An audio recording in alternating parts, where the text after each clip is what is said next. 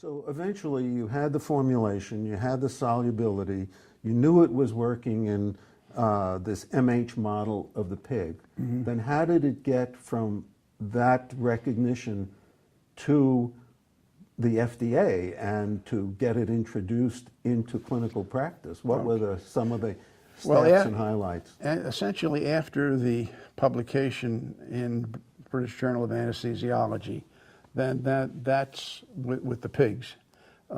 That's when the interest was generated from a clinical perspective, and when my colleague Mary Kolb jumped into the fray, so to speak, and looked for investigators who would be able to, who would be on site for the potential testing of Dantrium to terminate an MH episode in various laboratories and various clinical situations around the states.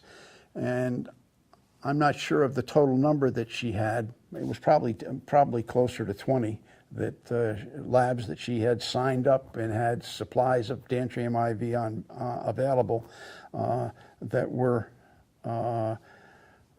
used or to be used with conditions that were MH-like, and that was essentially the, I guess the bread and butter work that was done to get the drug approved or at least evaluated by the FDA.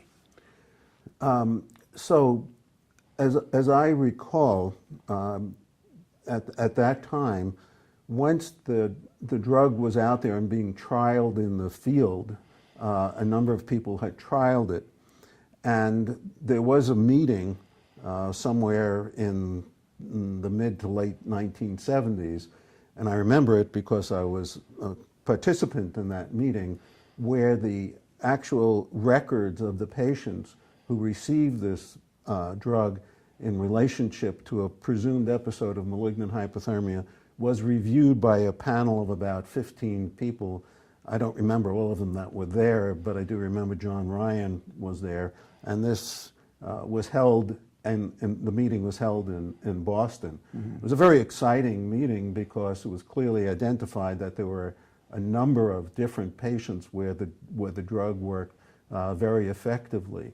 And that those trials were eventually described in an article in Anesthesiology that Mary Elizabeth Kolb and Jerry Gronert were some of the principal authors of that. So once that was identified, did Norwich Eaton just say, this is great, let's move it on, we want to get this to market because it's a life-saving drug, or did Mary have a little bit of problem in getting it moved ahead? Mary had a real challenge in front of her because the perception at that point, and that was from both the clinical world and the business world, was that this was a very, very rare condition. And to try and sell people on developing a therapeutic entity for something that was so absolutely rare just didn't make business sense, or in this instance, any clinical sense too. But I think she is the one that deserves a lot of credit for having taken the risk of going out and lining up the clinical story that would eventually persuade the FDA to approve the drug for the treatment of MH, but would further encourage the FDA to encourage Norwich to get their act together and get this drug done, because it should not be sitting on the shelf. It should be out being used by people who have need of something to treat MH with. So the FDA got wind of the compound and how it was working. Obviously, they read the literature as well, and they kind of looked for the company to submit. Is that what happened? Well, actually, what happened was I remember participating in a meeting with the FDA in which we were going over what we had assembled and so forth. And before the meeting was over, the reviewing officer was saying, look, you get this stuff together, you've got a case here, you know, we want to approve this. And it wasn't very long after that Mary actually pulled together the package that was submitted to the FDA, and I think it was, you know, at that time it was clearly a record approval time.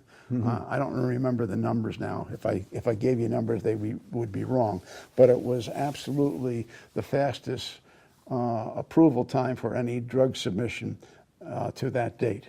So, as I recall, and you know, this is just kind of anecdotal from my point of view, it was something like 9, 10, 12 cases where the drug was clearly efficacious that was necessary and led to that approval. Yeah, I think I remember that it was like 14 out of 15 really good ones and so forth. Yeah, now good is relative, but that was accepted as being sufficient to grant approval and so forth. And in this instance, you know, it was a really good piece of work on the part of the FDA to sort through the usual amount of literature and stuff that normally would go on with something like this, and see the validity of getting this drug moved, and you know, and standing up and saying, look, you know, you folks got an obligation here to get this done. And